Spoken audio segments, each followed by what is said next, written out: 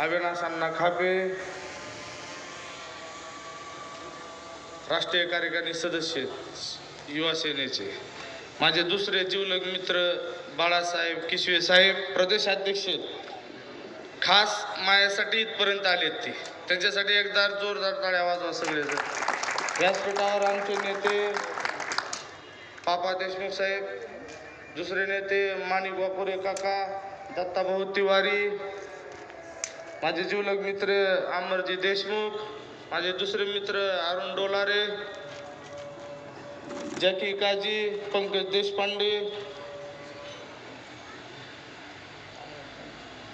सन्माननीय व्यासपीठ. मला काय जास्त बोलता येत नाही, फक्त कार्यक्रम करता येते, त्याच्यामुळे मी काही जास्त बोलत नाही. पहिल्यांदाच गावात भाषण करायला, मुंबईतलं गाजीलो, पण आता इथं समोर बोलायल्यावर जरा थोडं समजून घ्या. आमच्या पक्षाचे मुख्य नेते माजी मुख्यमंत्री, कुटुंब प्रमुख तथा उपमुख्यमंत्री एकनाथजी शिंदे साहेब, माझ्यावर ज्यांनी मुलासारखं प्रेम केलं, माझे शिक्षण मंत्री, माझे आमदार दीपकजी केसकर साहेब, हमी रोजगार मंत्री माननीय भरतजी गोगावले साहेब, या राज्याचे माजी आरोग्यमंत्री तथा आमदार तानाजी सावंत साहेब, यांना सगळ्यांना मानाचा जय महाराष्ट्र करतो. ढोकीच्या विकासासाठी मी पहिल्यांदा मंत्रालयामध्ये जात होतो. जात असताना माझ्या लक्षात आलं आपल्या गावासाठी काय करायचं. ज्यावेळेस मी शिंदे साहेबाकडे गेलो, मला त्यांनी स्पष्ट सांगितलं तुला काय पाहिजे सांग. मी म्हणलं माझ्या गावासाठी ग्रामीण रुग्णालय पाहिजे, मला काहीच नको म्हणलं साहेब. आणि विशेष बाब म्हणून साहेबांनी मला तात्काळ GR काढून दिला. आणि GR काढल्यानंतर मी साहेब म्हणलं निधीचे कसं करायचं, तर साहेबांनी सांगितलं आपण 15व्या वित्त आयोगामध्ये घालू. माझी आत्ताचे दिवंगत उपमुख्यमंत्री अर्थमंत्री अजितदादा पवार साहेब, खरंच ढोकी गावावर त्यांचे फार उपकार आहेत. एका मिनिटात सांगितलं तुकाराम 15 वित्त आयोगात ग्रामीण रुग्णालय बस स्टँड घालतो, काळजी करू नको. आणि 25 कोटी या ढोकीसाठी देण्यात मंजुरी.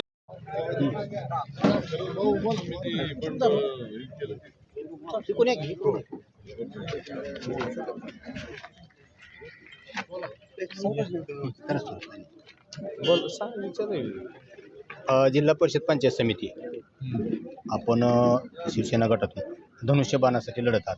तर जे जुने खरे शिवसैनिक आहेत, ज्यांचं शिवसैनिक म्हणलं की रक्त असं उपाळून येतं, जय भवानी जय शिवराय म्हणलं की घोषणा देत. पण आता काय झालंय की जी सत्ताधारी आहेत त्यांनी असा शिवसैनिकाचा आवाज दाबल्यासारखं केलं.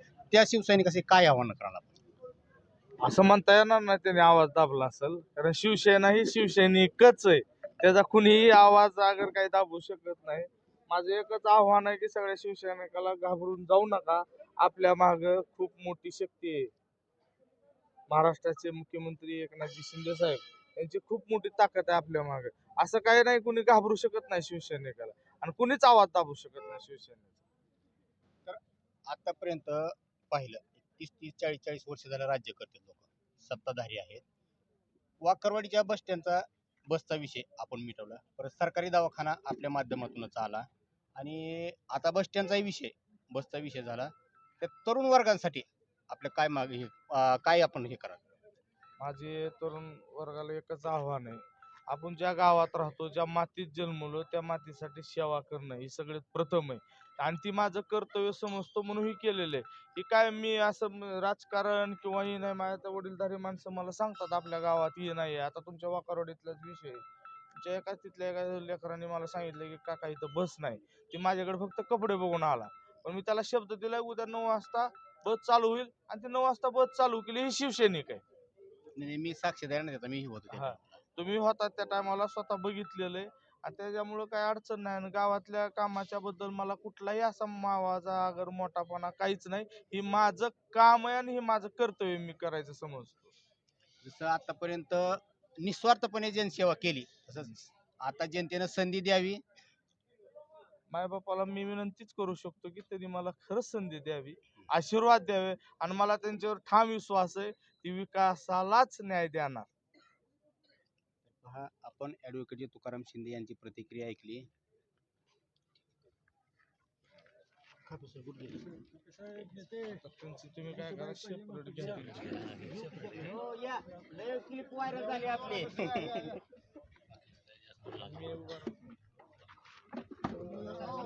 उभं राहा तुम्ही तिथे. जरा हा थोडा इफेक्ट.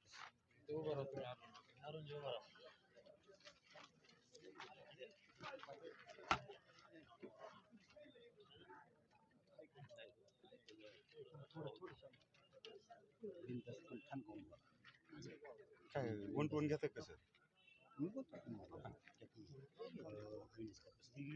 हो